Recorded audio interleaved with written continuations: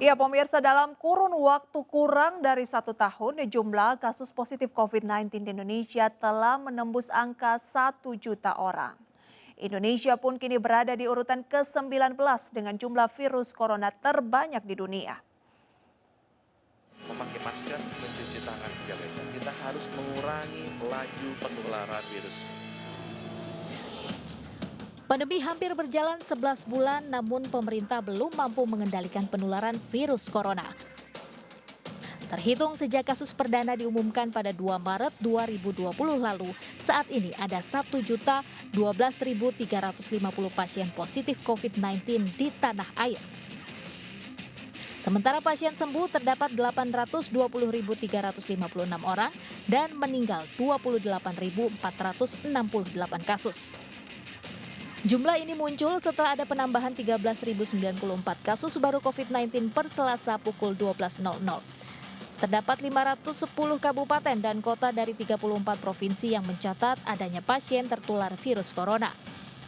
Artinya penularan virus ini sudah terdapat lebih dari 99% wilayah di Indonesia. Pemerintah pun berduka. Secara khusus, Menteri Kesehatan Budi Gunadi Sadikin mengajak seluruh masyarakat untuk merenung.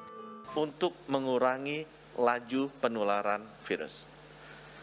Kita harus sangat disiplin, memakai masker, mencuci tangan, menjaga jarak. Ini sangat susah. Dan ini tidak bisa dilakukan seorang diri oleh pemerintah tanpa bersama-sama rakyat, seluruh komponen bangsa, membangun gerakan disiplin ini.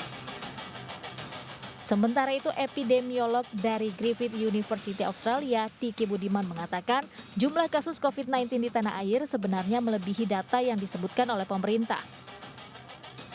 Menurutnya, kasus COVID-19 baru tercapai di angka 1.012.350 lantaran terbatasnya kapasitas testing yang dilakukan oleh pemerintah.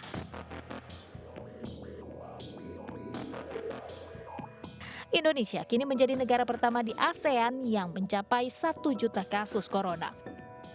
Berdasarkan data yang dihimpun di Worldometers, Indonesia saat ini berada di urutan ke-19 dengan jumlah kasus COVID-19 terbanyak di dunia dan urutan keempat di Asia.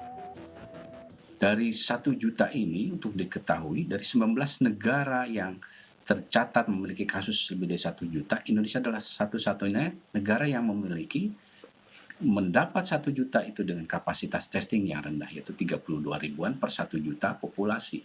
Artinya, berarti kasus yang sebenarnya jauh lebih banyak, setidaknya 3 kali lipat dari kasus yang dilaporkan ini, atau sekitar 3 jutaan. Nah, dari jumlah kematian, Indonesia menempati urutan ke-17 di dunia dan urutan ketiga di Asia.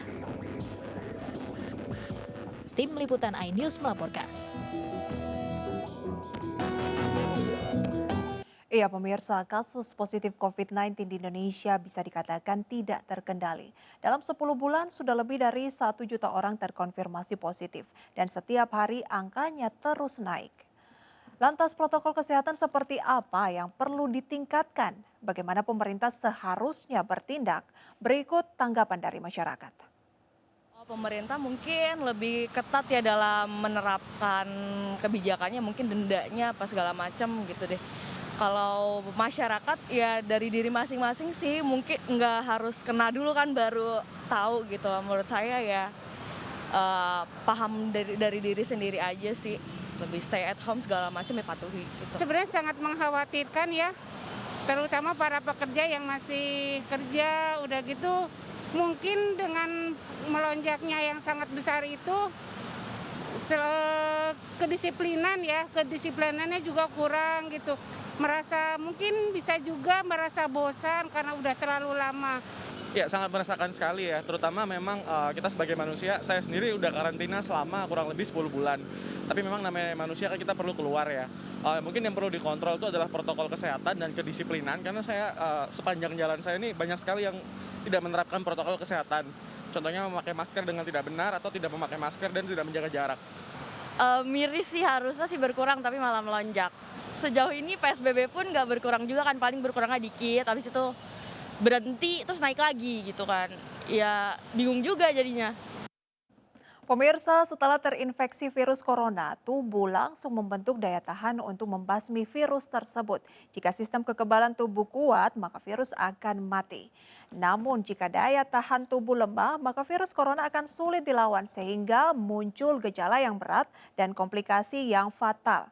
Berikut infografis tentang proses masuknya virus corona ke dalam tubuh.